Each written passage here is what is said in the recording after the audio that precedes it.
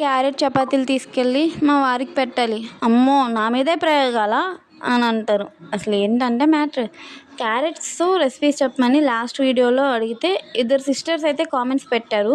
Carrot పాయసం ఇంకా carrot chapati చేసుకోవచ్చని. First అయితే క్యారెట్ చపాతీ చేసేద్దాం. చాలా ఈజీ ప్రాసెస్. వీడియో చూస్తుంటే మీకే అర్థమైపోతుంది. నేను పర్సనల్గా ఏ రెసిపీ ట్రై చేయాలన్నా ఫస్ట్ చేసుకున్న యూట్యూబ్ ఛానల్ విస్మయ్ ఫుడ్స్.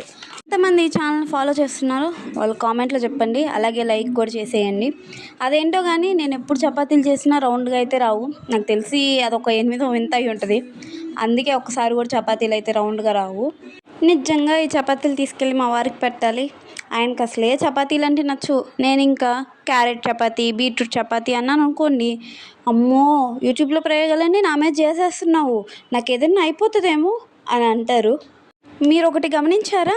ఒక చపాతీ రౌండ్గా వచ్చింది. ఈ వీడియో చేస్తున్న ఆనందంలో వచ్చినట్టుంది అది కూడా. చపాతీలు మాత్రం చాలా సాఫ్ట్గా బాగున్నాయి. మీరు కూడా ట్రై చేసేయండి కుదిరితే. Bye bye. నెక్స్ట్ వీడియోలో మళ్ళీ కలుద్దాం. Thanks for watching.